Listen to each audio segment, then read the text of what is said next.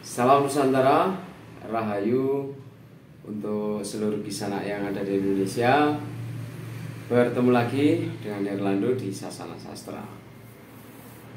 Oke, Kisana semua, hari ini kita akan membahas tentang spiritualitas ya.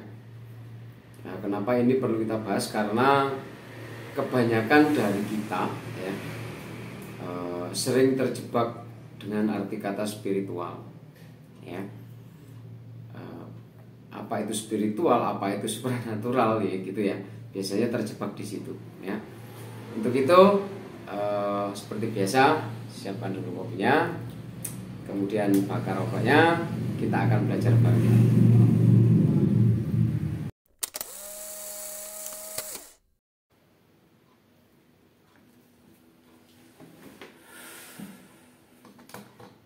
Baik, Kisana semua, tentang spiritualitas ya.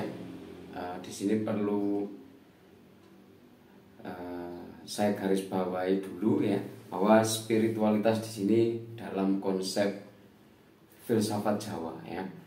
Jadi saya tidak membahas mengenai suatu hal yang bersifat religi ya, religi A ya, agama A, agama B, agama C, tidak. Kenapa seperti itu? Karena saya yakin bahwa spiritual ini terserap di dalam semua agama. Spiritual ada di dalam semua agama ya.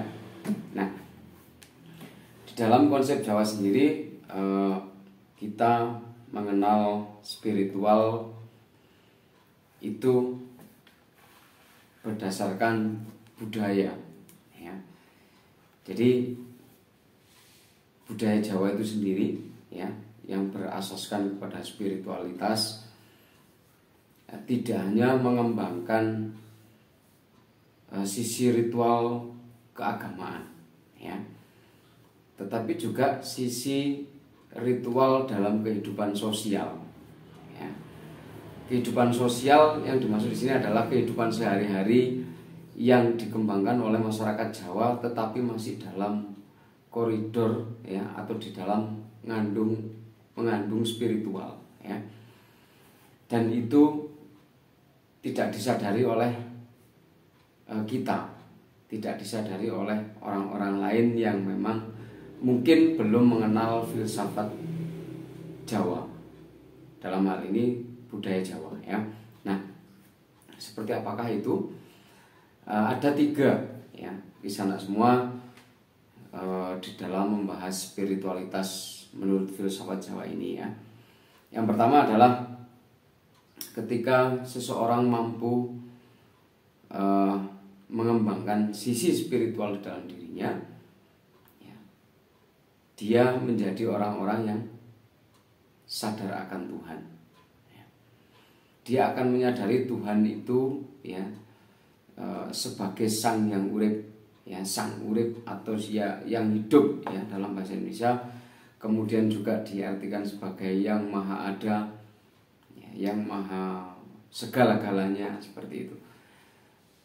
Jadi masyarakat Jawa ya memahami filsafat ini di dalam hatinya gitu, tidak terkonsep pada satu hal yang istilahnya sebuah doktrin yang menganggap bahwa Tuhan ini adalah yang paling benar gitu ya.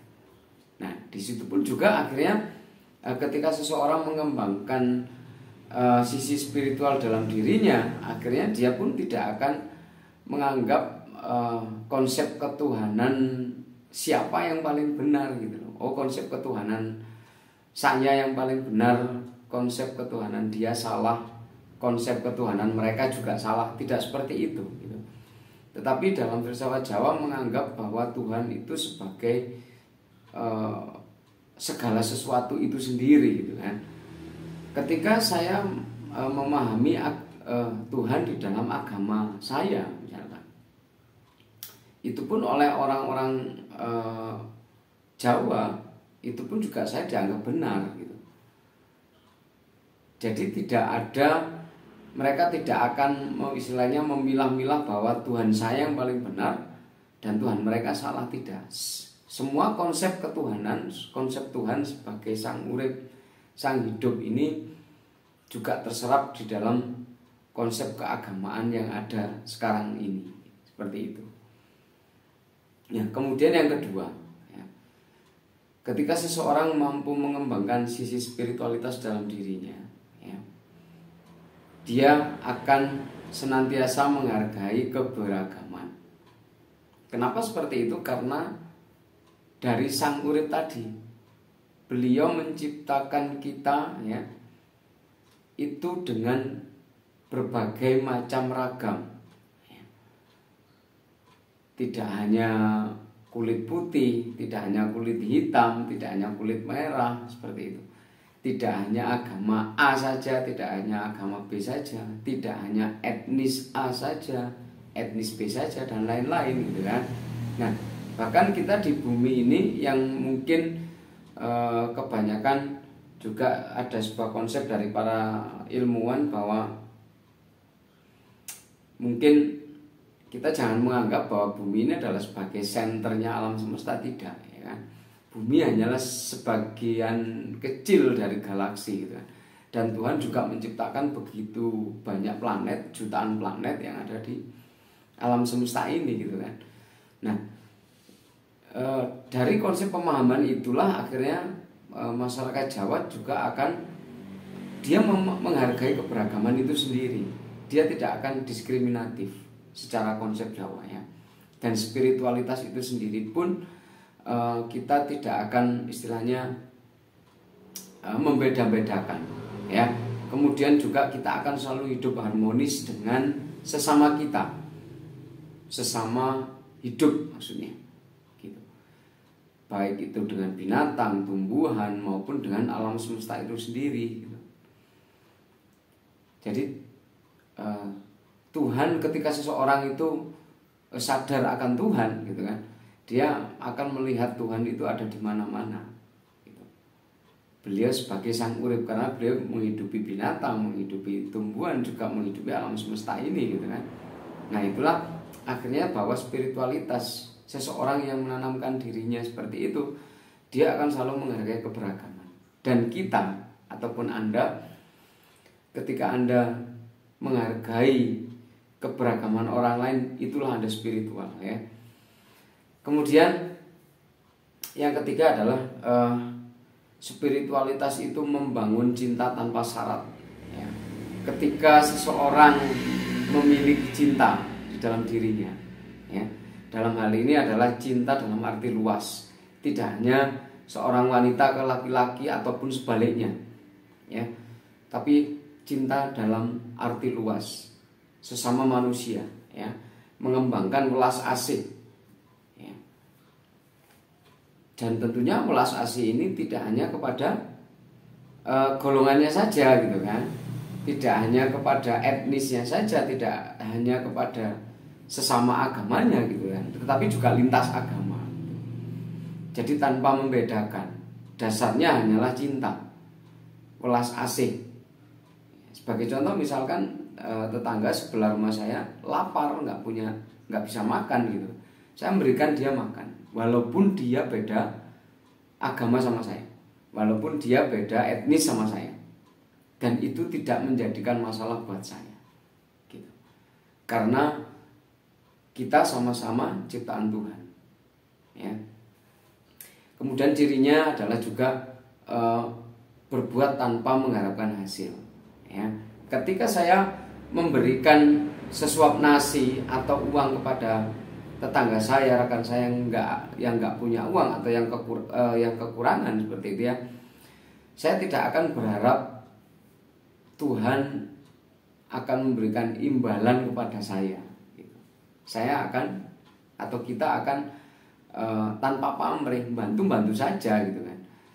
Nah, perkara nanti di kehidupan selanjutnya, gitu kan, itu adalah urusan Tuhan, ya. Yang penting kita sebagai manusia memenuhi kewajiban kita sebagai manusia agar senantiasa membantu sesamanya, ya. Yang perlu kita ingat lagi adalah Tuhan pun menciptakan kita, menciptakan alam semesta ini juga tanpa pamrih. Beliau tidak akan meminta apapun dari kita, gitu. Itulah beliau tanpa pamrih, dan kita diberikan contoh. Kalau misalkan Tuhan bisa ngomong, aku nyiptain kamu itu nggak berharap imbalan dari kamu, gitu kan. Kenapa kamu bantu sesamamu saja kamu minta imbalan, gitu, ya.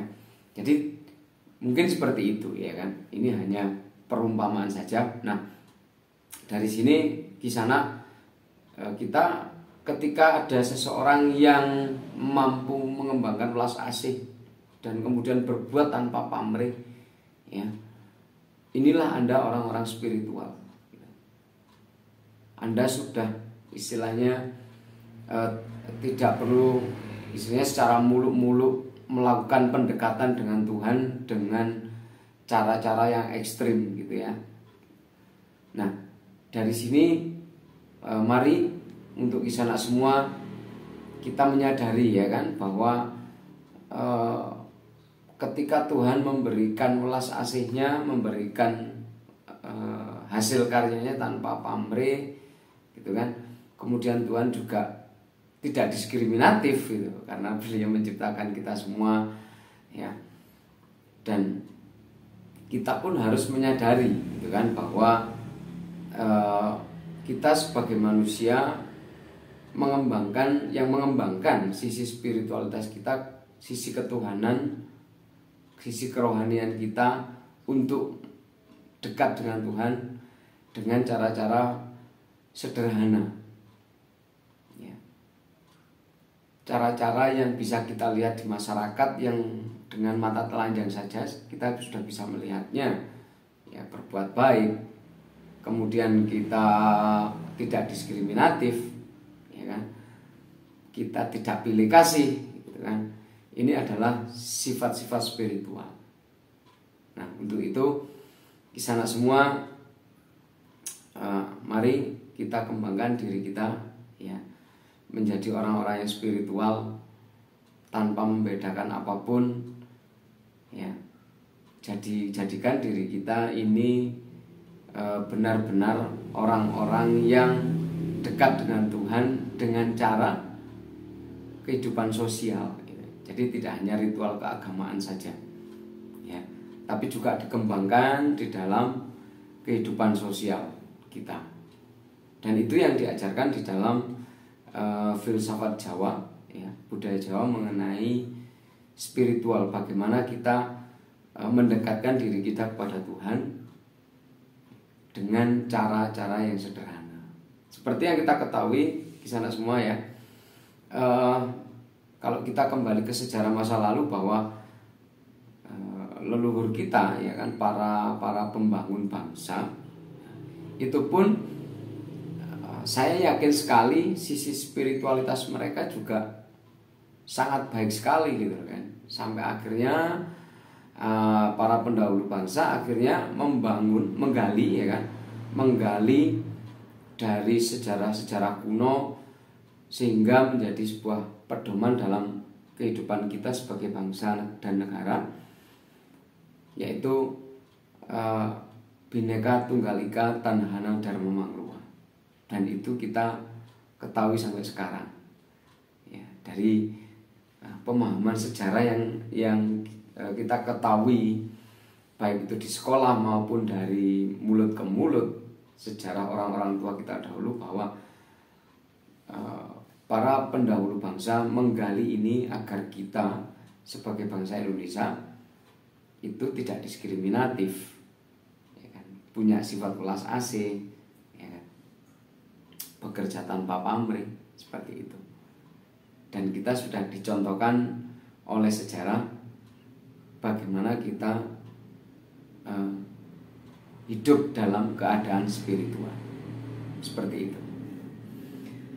Demikian Kisana pembahasan sedikit dari saya, dan semoga bermanfaat agar kita nantinya menjadi orang-orang yang spiritual di dalam kehidupan sosial kita sendiri. Saya Herlando, akhir kata, salam Nusantara, Rahayu.